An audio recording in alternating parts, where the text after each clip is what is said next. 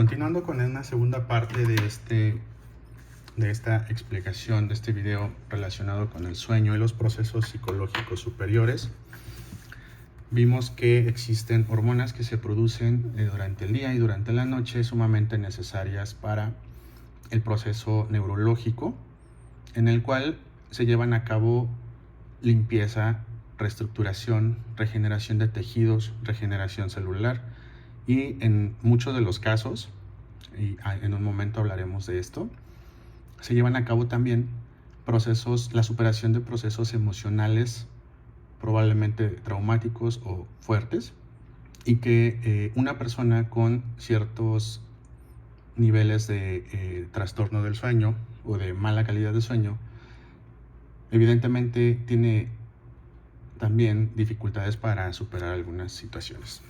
Entonces, pues ya mencionamos que existen estos ciclos. Ahora, ¿cómo sabemos cuál es la estructura del sueño? En 1929,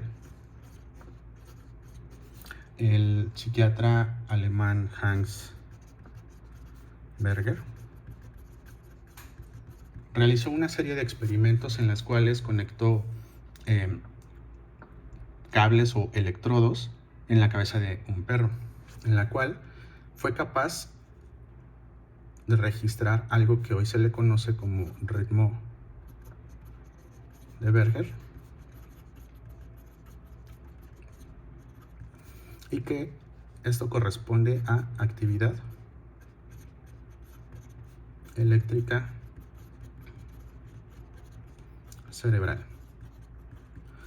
Este tipo de actividad eléctrica cerebral hoy día se le conoce como un estudio estrictamente relacionado con el proceso de evaluación neurológica de los pacientes con trastornos neurológicos como la epilepsia, síndromes epilépticos, alteraciones emocionales que pudieran tener un condicionamiento del comportamiento eléctrico cerebral, algunas enfermedades relacionadas con trastornos del neurodesarrollo, y en las cuales funciona muy bien como diagnóstico diferencial. Este estudio se le va a conocer como electroencefalograma.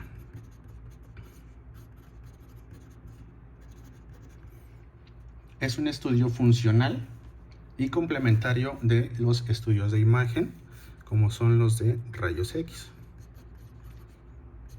ya sea tomografía axial computarizada, resonancia magnética. En la medicina nuclear también existe su relación con la resonancia magnética funcional, o tomografía por emisión de positrones, entre otros que podemos mencionar como parte de los estudios de imagen. Estos van a ser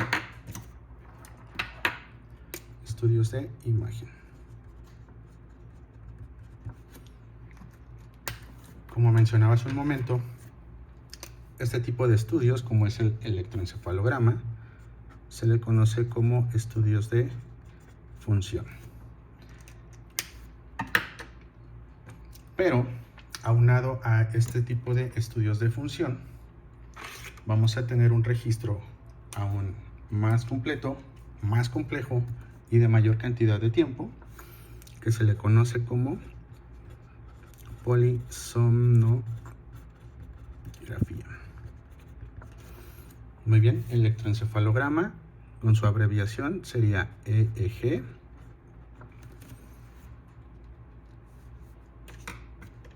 Y polisomnografía, su abreviación es PSG.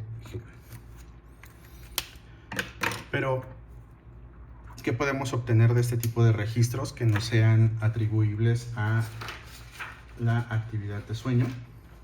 Como les mencionaba hace un momento, es el registro de la actividad eléctrica cerebral. Para efectos de registro, vamos a ver este tipo de actividad, que, como se darán cuenta, tiene componentes de ondas. Y estas ondas literalmente son electricidad y se miden en hertz, que representan ciclos por segundo. Las frecuencias, que también son hertz, y para este efecto sería así, también serían ciclos por segundo. Y al ser electricidad se mide una intensidad, que para este estudio sería la parte amplia hacia arriba hacia abajo, que son los microvoltios. Una vez realizado un registro de este tipo, y estrictamente hablando de procesos del sueño, este es uno de los ejemplos de una polisomnografía. En una polisomnografía podemos observar que hay elementos, como mencionamos hace un momento. De aquí hacia arriba sería electroencefalograma. La diferencia con el ejemplo anterior es que el tiempo de registro para efectos de esta imagen está comprimido, y en este ejemplo únicamente de puro electroencefalograma tenemos un registro de una página de únicamente 10 segundos, que es la manera correcta de estudiar un electroencefalograma.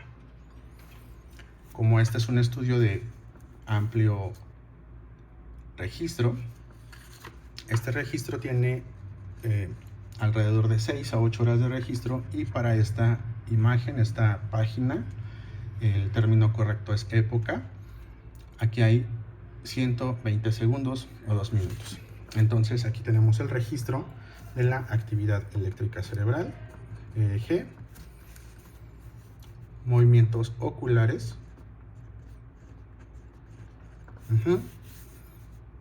por supuesto este es un electrocardiograma. Estos son registros de actividad muscular, en realidad sería electromuscular o neuromuscular, de extremidades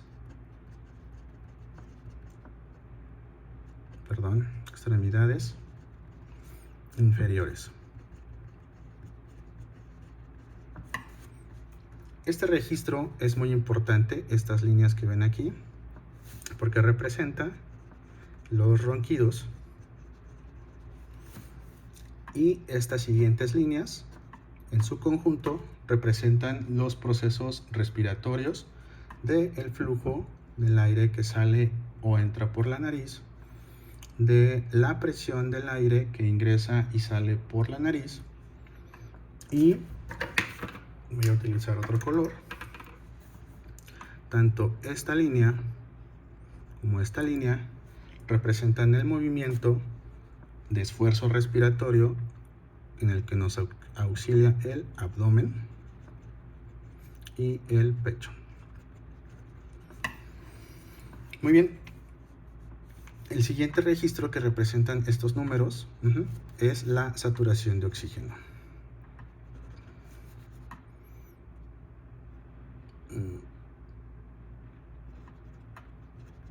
Saturación de oxígeno, o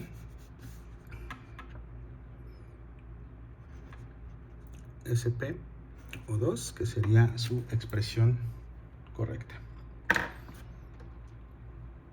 Bien, de todo este registro, una vez calificado y evaluado, obtenemos ciertas gráficas. Dentro de las más importantes que quisiera hacer mucha mención es esta gráfica. Esta gráfica se llama, aquí lo voy a escribir arribita, se llama hipnograma.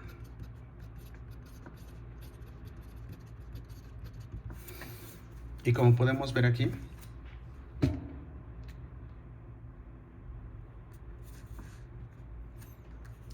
nos está indicando el tiempo que la persona pasa despierta en sueño REM. REM por sus siglas en inglés, que es Rapid Eye Movement, o sueño MOR en español, que son movimientos oculares rápidos. Sueño MOR. Etapa de sueño 1, 2 y 3. Y si se dan cuenta, como representa un registro prolongado, calcula las 10 de la noche y las poco más de las 5 de la mañana. El cerebro humano, con un poquito de imaginación, este es el cerebro. El cerebro humano debe integrar todas estas etapas, ya que representan una actividad y funcionamiento diferente del cerebro, y todas estas etapas son muy importantes.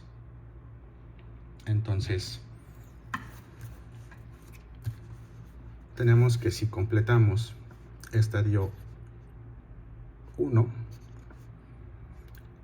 estadio 2, estadio 3 y sueño REM,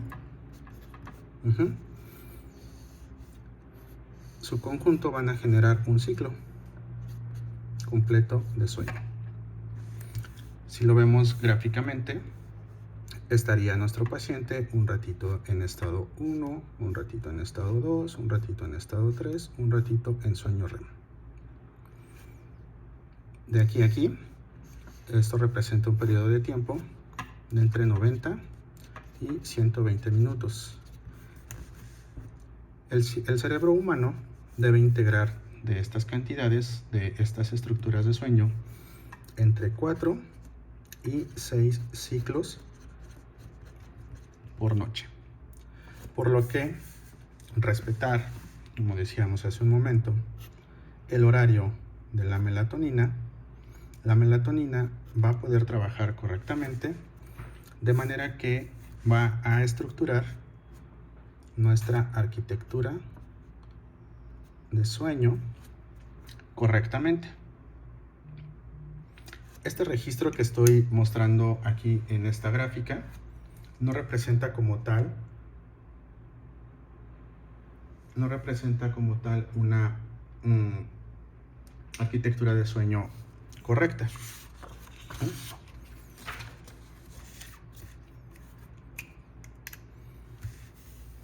Supongamos que nos basamos en esta misma imagen.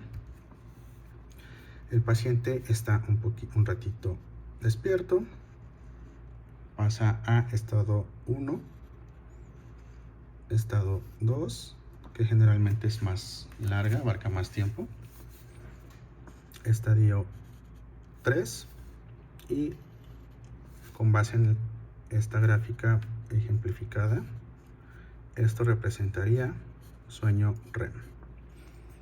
Y volvería a empezar, aunque no necesariamente por etapa 1.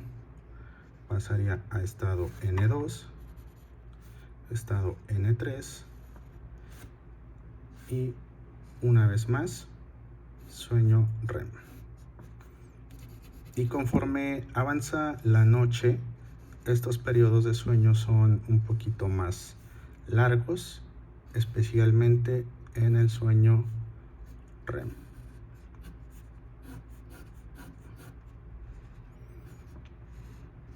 Y más o menos de esta manera quedaría la arquitectura de sueño en el mundo ideal. Muy bien, pasemos a otra cosa. Ahora, bien, como les mencionaba hace un momento, el registro de sueño, estoy utilizando una vez más el ejemplo anterior. Esto sería un registro de sueño, pero son distintos los parámetros que se tienen que registrar. Estos parámetros en su conjunto nos van a dar también estadísticas y nos van a dar resultados, por ejemplo estas, de una calificación de un registro de largo plazo.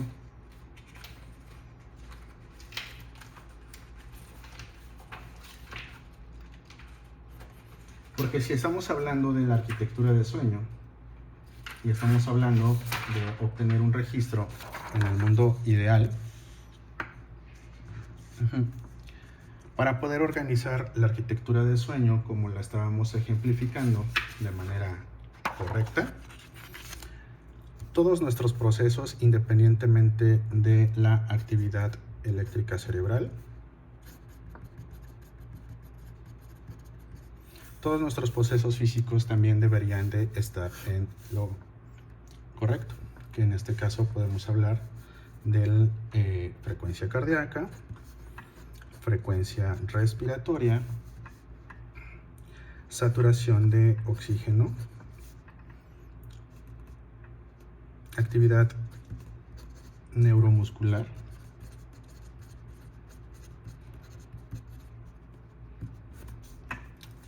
y bueno, los que mencionábamos hace un momento. Aquí podemos ver este ejemplo. Vamos a tratar de respetar la privacidad de nuestro ejemplo.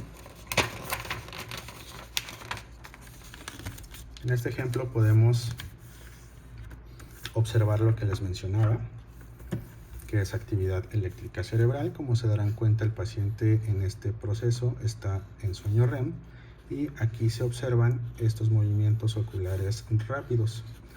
Sin embargo, uno de los procesos que llega a afectar muchísimo la calidad de sueño es el proceso respiratorio.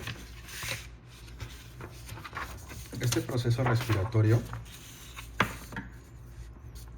como se darán cuenta, se observa una inhalación y una exhalación, sube y baja.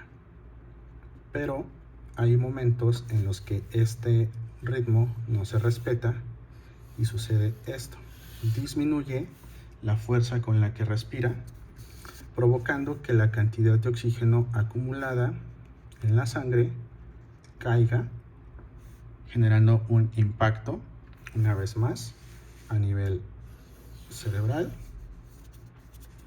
y a nivel del corazón.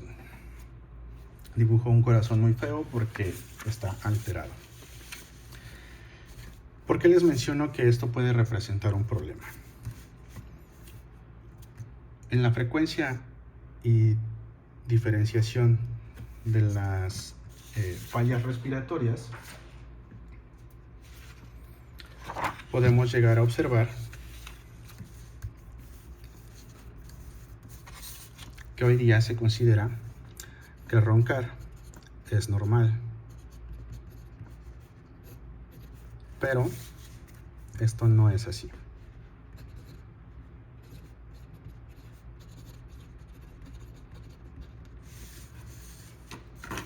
Roncar no es normal y mucho menos se relaciona con el cansancio. Como podemos darnos cuenta en este ejemplo, el ronquido es una obstrucción respiratoria que tiene como consecuencia procesos respiratorios anormales y caídas de oxígeno. ¿Cuáles son las características generales de una persona que tiene estos patrones respiratorios anormales? Vamos a volverlo a escribir para poderlo explicar mejor. La roncopatía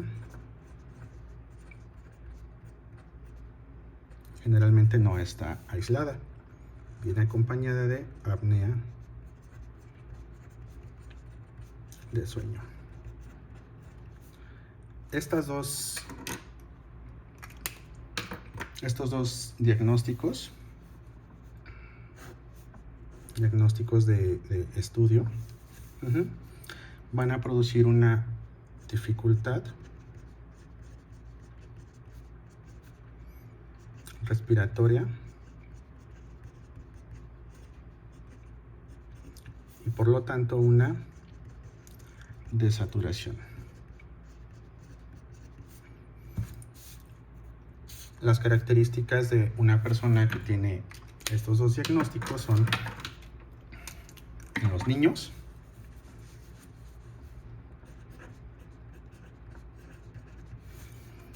está directamente ligado al trastorno por déficit de atención más hiperactividad. Resulta que al existir una caída importante de la oxigenación, la cantidad de oxígeno que requiere el cuerpo del paciente no va a ser suficiente para alimentar al cerebro. En el caso de los niños, van a tener sueño en la escuela, inatentos y probablemente con características de ansiedad, intranquilidad. Y al no ser capaces estos niños menores de edad, probablemente podríamos considerar de los 4 años en adelante, al no ser capaces de expresar correctamente su sentir como lo haría un adulto, pues están inquietos, inatentos.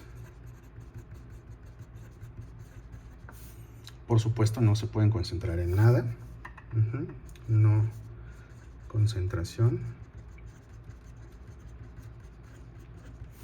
Y dependiendo del carácter o personalidad, pueden llegar a incluso a aislarse. Incluso hay algunos niños que buscan lugares para esconderse y probablemente hasta quedarse dormidos. Ahora, ¿cuál sería una característica de los adultos?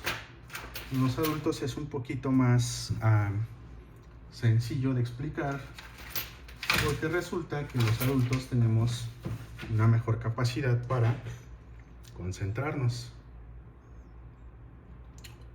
Y aparte de podernos concentrar, pues tenemos un poquito mayor de capacidad de expresar correctamente lo que nos sucede. Entonces, vamos a escoger un color que nos permita representar. Bien. En el adulto, las características generales son somnolencia,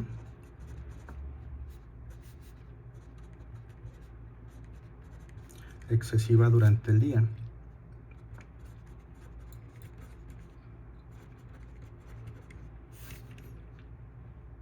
cefalea, principalmente por las mañanas.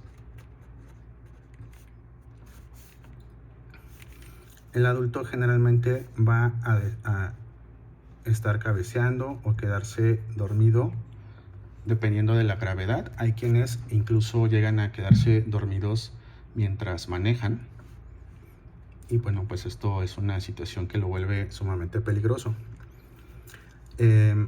Hay una manera a través de un cuestionario de identificar y sospechar algunos de estos problemas. El cuestionario se llama Escala de Somnolencia de Epworth.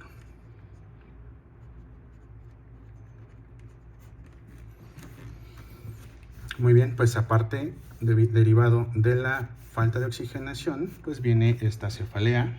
Por supuesto va a haber fallas importantes en la memoria.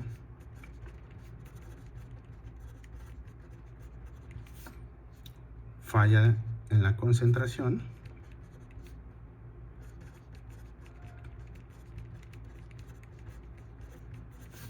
Ansiedad.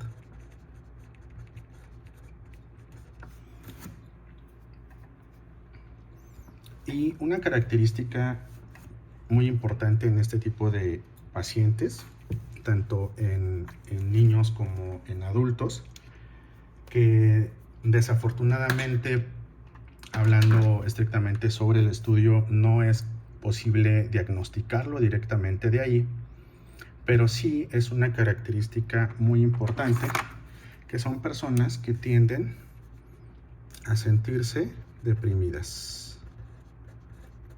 Y pues bueno, de alguna manera es natural, derivado de que el cerebro está completamente cansado por el déficit de oxígeno. Ahora, la depresión puede ser solamente una característica o una tendencia.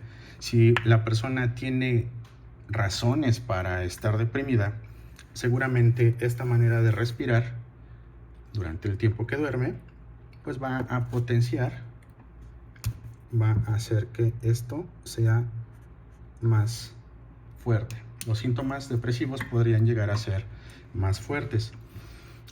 Pero si no hubiera una razón específica o especulando, no existen motivos para que esta persona se sienta deprimida, bueno, pues seguramente esta va a estar presente.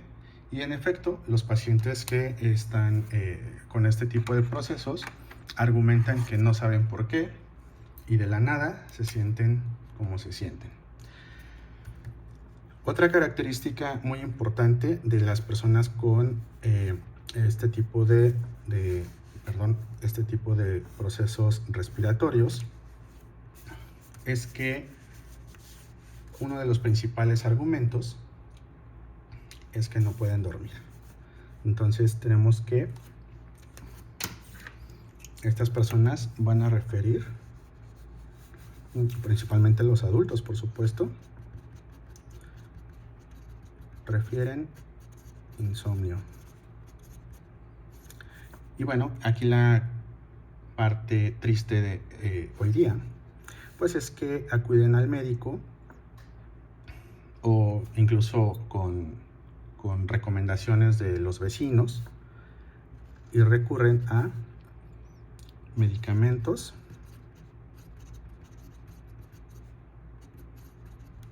para dormir.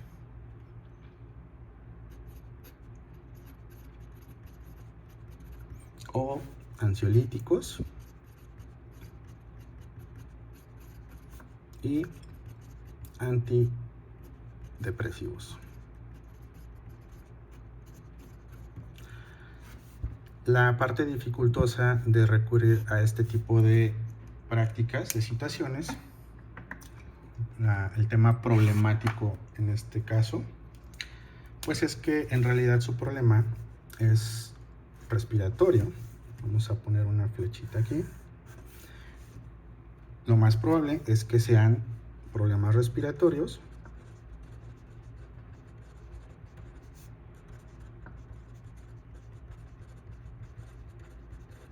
del sueño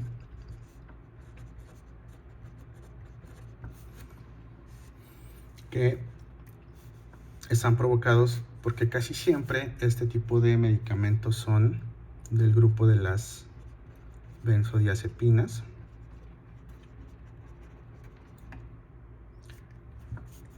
que también, y aquí es lo que me gustaría resaltar como la parte peligrosa relacionada con el tema de la enfermedad respiratoria del sueño, es que estos medicamentos de este grupo se les conoce también como neurodepresores.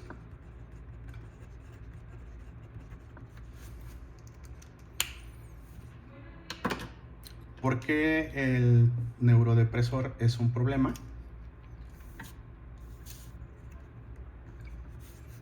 Porque cuando estamos despiertos durante el día, utilizamos nuestro sistema nervioso central voluntario para respirar. Pero durante la noche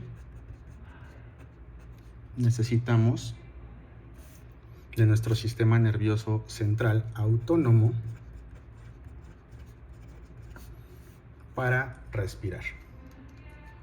Por lo tanto, una persona que consume medicamentos como benzodiazepinas para poder dormir va a provocar un efecto neurodepresor sobre el sistema nervioso autónomo, y entonces les voy a poner flechitas así. Este tipo de enfermedades se vuelven más graves y por lo tanto estaríamos generando un ciclo que nunca va a terminar.